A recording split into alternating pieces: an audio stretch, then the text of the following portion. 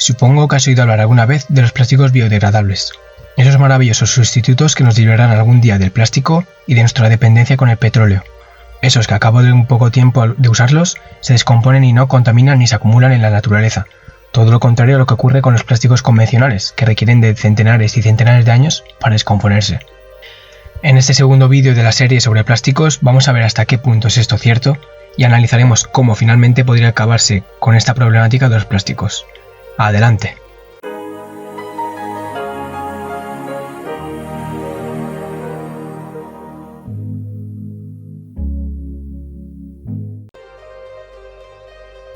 El término de plástico biodegradable parece que no, pero conlleva bastante confusión, y es bastante fácil liarse si no se explican bien, así que intentaremos dejarlo lo más claro posible.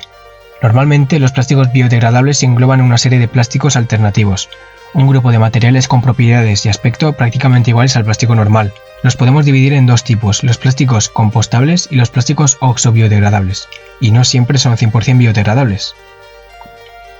Los plásticos compostables, también denominados bioplásticos, son fabricados mediante productos tan inesperados como el almidón de patata, de plátano o de maíz. Estos son de origen renovable, por lo que disminuyen nuestra dependencia del petróleo, que es uno de los compuestos principales del plástico tradicional. Los bioplásticos pueden o no ser biodegradables.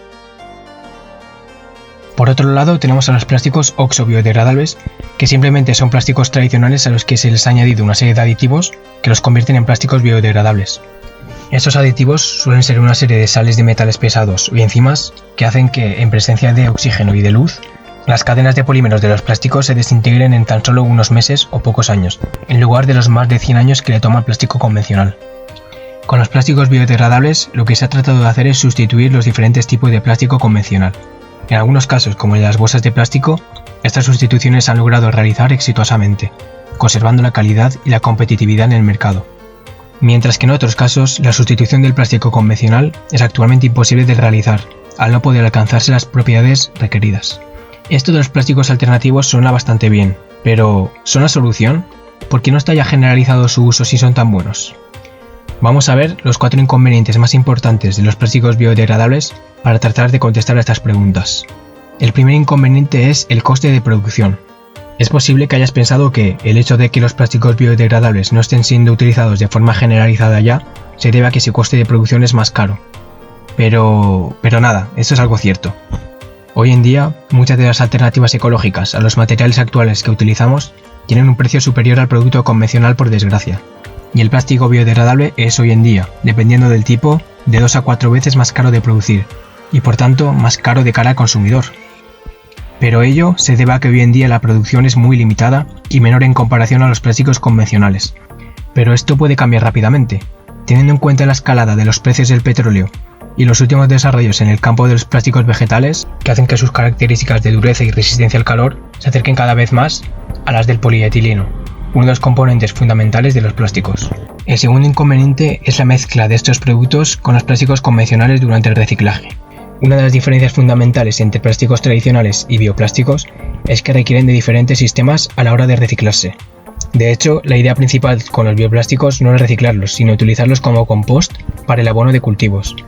Recordemos que estos plásticos han sido formados inicialmente a partir de productos de origen vegetal como el almidón, el aceite o la fécula, que a su vez pueden ser consumidos por microorganismos descomponedores.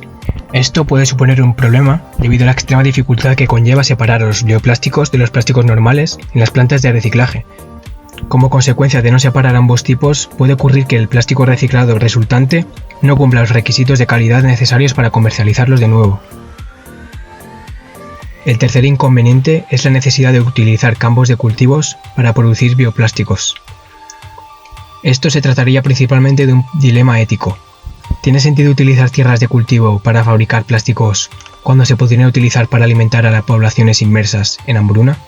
Lo cierto es que esta es una cuestión compleja que no se va a poder abordar en este vídeo, pero que posiblemente tratemos de analizar en algún vídeo venidero. Aunque a grandes rasgos se dice que la destinación de tierras para cultivar maíz, patatas y el resto de plantas utilizables para fabricar plásticos renovables podría causar un alza en los precios de los productos de alimentación y un conflicto entre los productores de alimento y la industria de los bioplásticos. Quizás esta cuestión se podría solucionar con una mejora de la distribución de los alimentos por el mundo, porque recordemos que actualmente a nivel mundial Sí se produce el alimento necesario para alimentar a cada ser humano del planeta y más. El problema es que está muy mal distribuida. Este conflicto se trataría de algo parecido a lo que ocurre hoy en día con las empresas que utilizan tierra agraria en países de África para producir biocombustibles. Algunas partes lo ven beneficioso para África por su desarrollo industrial y social, pero otras partes lo ven negativo por el impacto ambiental, la competencia con la necesaria producción de alimentos y por otras cuestiones políticas. Además, otro inconveniente de la producción de plásticos a partir de los cultivos es que conllevaría un incremento de los problemas ambientales que también la agricultura genera, como la contaminación por fertilizantes y pesticidas de los acuíferos o la deforestación de los bosques. El cuarto inconveniente es que no siempre sirven para resolver los problemas del plástico. Los plásticos biodegradables requieren de un ambiente con unas condiciones específicas para que se pueda producir su descomposición. En el mar, por ejemplo, estas condiciones no se cumplen debido a las bajas temperaturas y la falta de microorganismos descomponedores, convirtiéndose así los plásticos biodegradables en un plástico problemático más. Muy pocos plásticos biodegradables pueden descomponerse en el mar. Además, la extensión y el uso de plásticos que sabemos que en poco tiempo se van a degradar podría incitar a los consumidores a preocuparse menos por abocar correctamente los residuos y tirarlos más frecuentemente al medio directamente, ensuciando más el medio ambiente.